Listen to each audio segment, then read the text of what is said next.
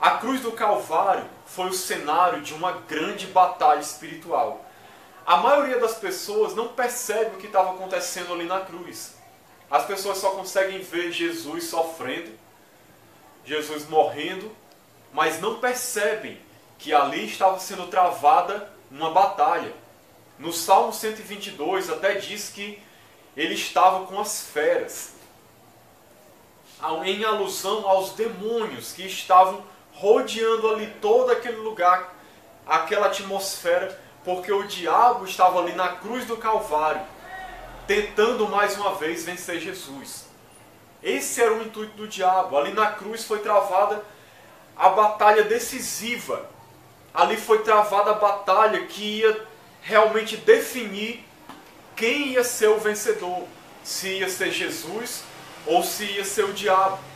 E a batalha aqui não era, como alguém pode imaginar, uma batalha num sentido físico, porque Satanás não teria chance nenhuma. A batalha aqui era de Jesus como homem, como Deus encarnado, mas como um homem também, fiel, perfeito, que venceu Satanás mediante a sua obediência, sem usar da sua força como Deus, sem usar da ajuda dos anjos, apenas por meio da sua fidelidade a Deus, apenas por meio do seu compromisso com o Pai. Jesus estava vencendo Satanás com essas armas, de uma maneira como homem, ali Deus encarnado nele, sendo fiel a Deus, cumprindo a palavra de Deus e cumprindo o propósito de Deus. Foi dessa maneira que ele venceu Satanás. Então, ali na cruz do Calvário, outra coisa interessante, o diabo ele queria destruir Jesus na cruz. Muitas pessoas pensam que o diabo não queria que Jesus fosse à cruz. Até citam a passagem de Pedro, quando Pedro diz para Jesus: não, Senhor, isso de modo nenhum te acontecerá, quando Jesus fala que ele ia para Jerusalém e que ele ia ser morto. E aí Pedro fala: não, Senhor, isso não te acontecerá. E Jesus diz: arreda, Satanás, porque tu és para mim pedra de tropeço.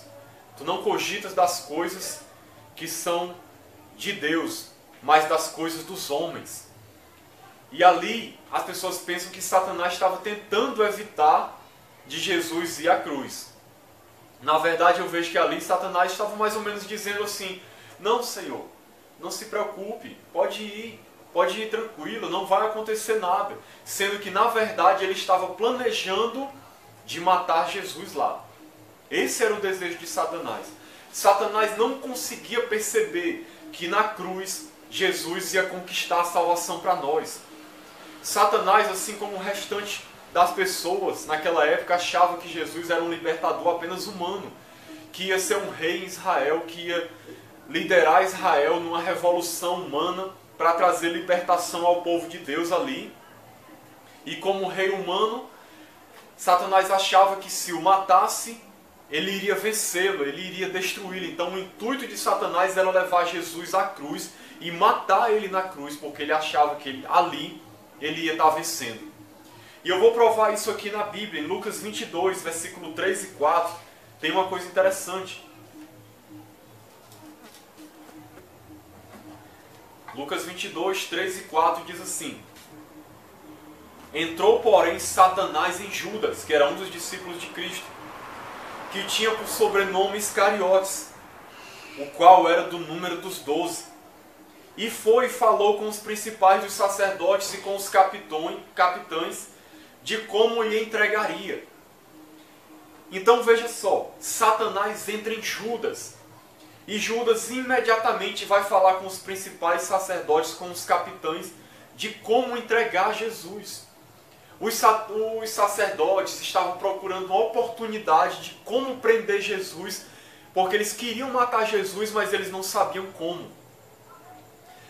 Então o intuito deles era matar Jesus. Só que eles não sabiam como fazer para não causar uma revolta no povo, porque a cidade de Jerusalém estava lotada de pessoas na época da Páscoa. Então Satanás tem a grande ideia de usar Judas.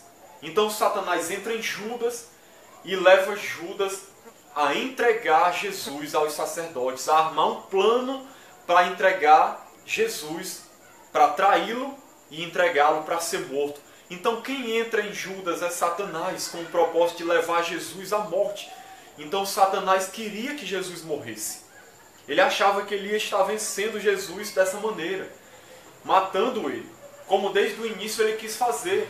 Como diz lá em Apocalipse, que ele se posicionou na frente da mulher para devorar o filho quando nascesse. Era o intuito dele destruir Jesus, de alguma maneira. Lucas 22:53 diz também, Jesus fala assim: tenho estado todos os dias convosco no templo, e não estendestes as mãos contra mim. Mas esta é a vossa hora e o poder das trevas. Olha o que Jesus diz. Esta é a vossa hora e o poder das trevas. Ou seja, esse é o momento de vocês, homens mundanos, incrédulos, e que estão sendo usados pelas trevas. As trevas é que estão prevalecendo nesse momento. Esse é o momento das trevas. É o momento que as trevas estão dominando. E aí o que acontece nesse momento que as trevas estavam dominando? O poder das trevas. Jesus é preso e é levado à cruz. Então o poder das trevas agindo ali, Satanás leva Jesus para a cruz. Aquelas pessoas que condenaram Jesus não foram de si mesmas, mas elas estavam sendo usadas pelo inimigo. Ali era o diabo que estava por trás delas querendo levar Jesus à condenação. Só que aí é que chega a grande ironia da história.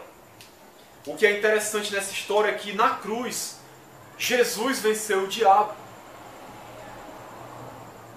Exatamente no lugar, da maneira que o diabo achava que estaria vencendo Jesus, que estaria destruindo o Filho de Deus. E assim ia prevalecer, ia evitar da profecia se cumprir. O diabo não sabia, mas ele estava ajudando o plano de Deus a se cumprir. O plano de Deus que era que Jesus morresse na cruz para a salvação da humanidade.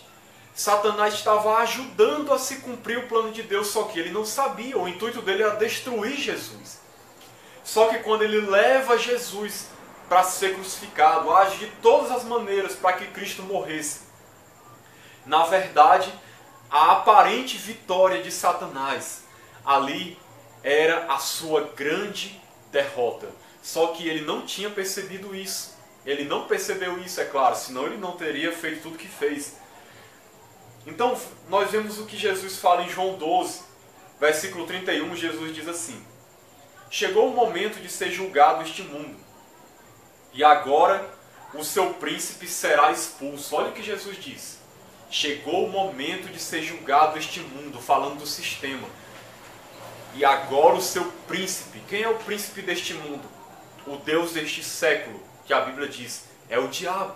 E Jesus disse, o seu príncipe será expulso. Jesus estava falando aqui um pouco antes da crucificação, falando do que ia acontecer na crucificação. Satanás, se ouviu aquilo ali, não acreditou no que Jesus disse. E Jesus diz mais, e eu, quando for levantado da terra, atrairei todos a mim mesmo. Isto dizia significando de que gênero de morte estava para morrer. Então Jesus estava aqui já falando de como ele iria morrer, sendo levantado na cruz. E ele fala que nesse ato dele ser levantado na cruz, ele iria atrair todos a ele, todas as nações, todas as pessoas que crescem, de todos os povos. E outra coisa ia acontecer, o príncipe deste mundo seria expulso. Então Jesus já estava profetizando aqui a sua vitória.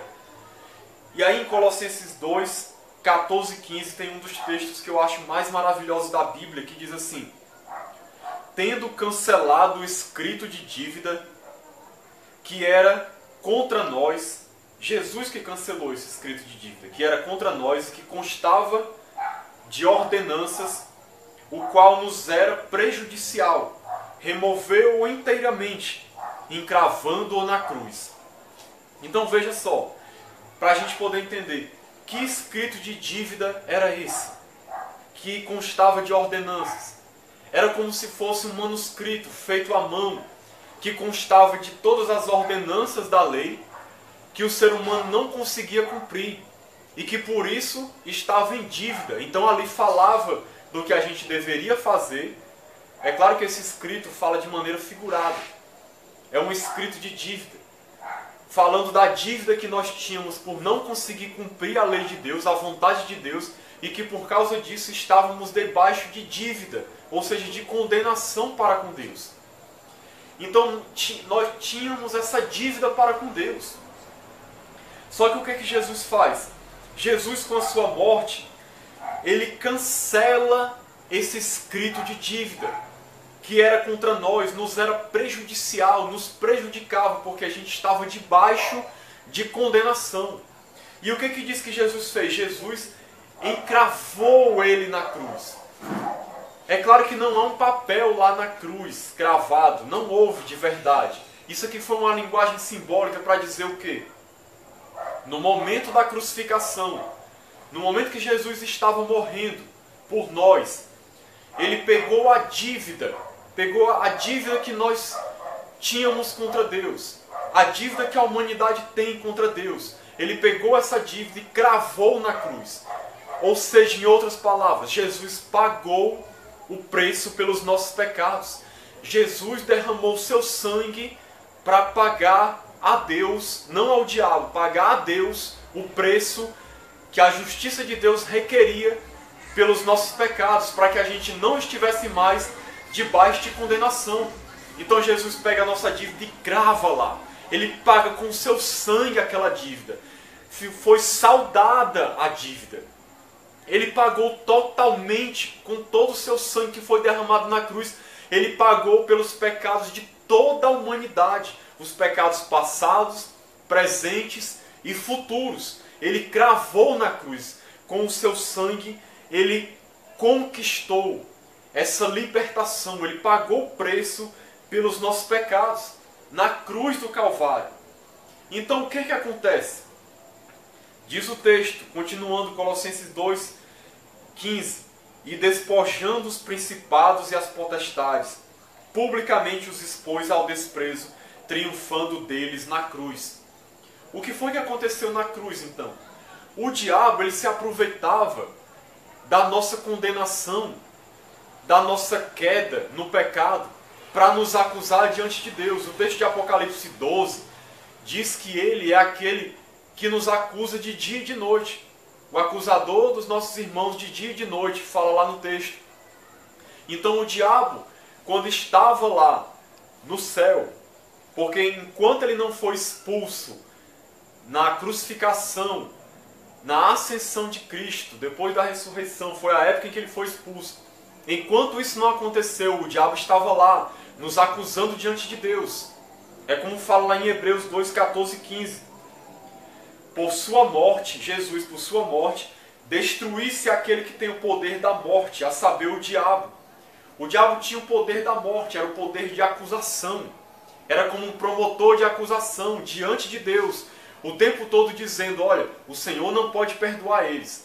Eles estão debaixo de condenação, porque eles estão em pecado. Eles não podem cumprir a tua lei. Então o Senhor não pode salvá-los. O Senhor tem que puni-los, o Senhor tem que condenar eles. Eles têm que estar afastados de ti. O diabo era como um promotor de acusação, acusando as pessoas continuamente diante de Deus. Essa era a função dele, era o que ele fazia. E a grande arma que ele tinha era o quê? O fato da gente estar em pecado, na escravidão do pecado, e da gente não poder pagar essa dívida. Então o diabo usava isso para nos acusar diante de Deus. Era o trunfo que ele tinha. Era a arma que ele tinha para usar contra nós diante de Deus. A acusação por causa dos nossos pecados. Só que quando Jesus morre, diz que ele despojou os principados e as potestades. Quem são os principados e as potestades? Segundo o livro de Efésios 6. Principados e potestades são os nossos inimigos espirituais, que são o diabo e os seus demônios. Jesus, quando morreu, Jesus despojou os principados e as potestades. Ou seja, aqui Jesus está citando o texto numa linguagem de guerra. O que é despojar? Um exército, quando vencia o exército inimigo, ele despojava aquele povo, aquele exército. Tirava todos os seus bens, tirava tudo que ele tinha. Foi isso que Jesus fez na cruz com o diabo. Jesus, quando morreu na cruz, Jesus tirou o que o diabo tinha. Jesus tirou o poder de acusação que o diabo tinha sobre a vida daqueles que haveriam de crer. Porque aqueles que seriam libertos do pecado, nenhuma acusação mais poderia haver contra eles. Nenhuma condenação mais poderia haver contra essas pessoas, que são os cristãos. Então Jesus despojou o diabo. Tirou o poder da morte que ele tinha, o poder de acusar, o poder de, não de matar, porque quem tem o poder de dar a vida ou tirar é Deus, mas o diabo tinha o poder de exigir a morte do pecador, a morte no sentido espiritual, de estar afastado de Deus. Ele perdeu esse poder por causa do sacrifício de Cristo. Então Jesus, dessa maneira, estava vencendo ele. Diz o texto que publicamente os expôs ao desprezo, triunfando deles na cruz. Triunfando deles quem? Os demônios, o diabo. Então aqui está usando uma linguagem de guerra. Com o que era expor ao desprezo, triunfar publicamente os expor ao desprezo. A história mostra que quando um exército vencia outro, quando o exército romano vencia os seus inimigos, o exército romano levava cativo algumas daquelas pessoas que tinham sido derrotadas, daqueles guerreiros. E eles eram levados cativos, presos, acorrentados. E o exército romano entrava em Roma, desfilando diante de todo o povo, num cortejo de vencedor. E quem vinha atrás eram os soldados inimigos, que vinham algemados, vinham nus, feridos, sendo carregados ali, publicamente sendo expostos ao desprezo. E foi ali que criou-se aquele costume de jogar coisas podres, ovo podre, tomate podre, de ficar xingando, falando várias coisas contra aqueles derrotados, porque eles estavam publicamente sendo envergonhados por causa da sua derrota. E mais na frente depois eles iam ser mortos. Ali era só para eles serem publicamente expostos ao desprezo, para mostrar que o exército vencedor tinha triunfado e que o inimigo tinha sido envergonhado. Então, entendendo isso, o que nós vemos que aconteceu na cruz? O diabo tentou ali vencer Jesus, o diabo queria matar Jesus, o diabo queria destruir Jesus. Talvez por um momento o diabo ficou achando que tinha prevalecido. Quando Jesus estava ali morrendo, sofrendo, morrendo na cruz, talvez o diabo achava que tinha prevalecido contra Cristo. Só que chega um determinado momento em que o diabo percebe que, na verdade, o tiro tinha saído pela culatra, que ele tinha atirado contra o próprio pé, que ele tinha, na verdade, armado uma armadilha contra ele mesmo. Porque diz o texto que na cruz Jesus triunfou sobre ele. Por quê? Porque Jesus estava tirando, como eu disse antes, o poder do diabo de acusar, porque Jesus estava tirando aquilo que o diabo usava para acusar, que eram os nossos pecados. Ao pagar pelos nossos pecados, Jesus tira do diabo a possibilidade de nos acusar por causa dos nossos pecados. O diabo não poderia mais acusar aqueles que crescem em Jesus, porque a Bíblia diz que nenhuma condenação há para aqueles que estão em Cristo, e que nenhuma acusação há contra os escolhidos de Deus. Quem tentará acusação contra nós, diz a palavra de Deus? Contra os escolhidos de Deus, se é Deus quem os justifica. Ninguém pode nos acusar, porque nós fomos libertos pelo sangue de Cristo. Jesus pagou na cruz por nós, pelo nosso pecado. Jesus conquistou a vitória ali para nós. Então eu acho maravilhoso a grande reviravolta da cruz, porque enquanto o diabo achava que estava destruindo Jesus, que estava vencendo Jesus, e ali se cumpre a profecia que diz que ele ia ferir o calcanhar de Jesus. Era nesse sentido. Ali aconteceu duas mortes. Ali o diabo estava ferindo o calcanhar de Jesus, no sentido de que estava levando ele à morte. Mas ali Jesus estava pisando na cabeça da serpente. Ali Jesus estava ferindo a cabeça da serpente, que é Satanás. Porque ali Jesus estava triunfando sobre ele na cruz. Ali na cruz o diabo foi despojado, Jesus tirou o poder que ele tinha. Ali Jesus começou a tirar também dele todas aquelas vidas que crescem nele, que iam acreditar em Cristo. Jesus também ia começar a despojar as trevas de todas as pessoas que estavam sendo escravizadas.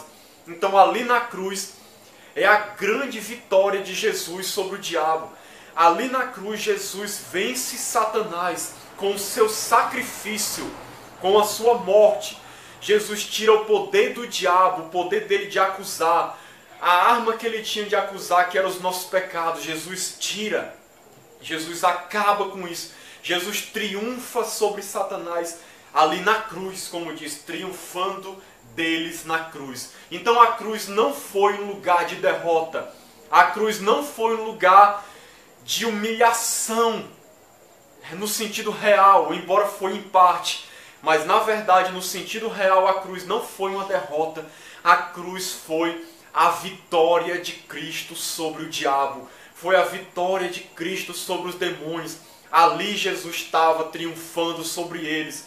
Ali Jesus estava conquistando o direito de toda a autoridade, de governar sobre tudo e sobre todos, e de ser o Senhor daqueles que creem no seu nome. Ali Jesus estava conquistando também a vitória para todos os cristãos, para todos aqueles que creem.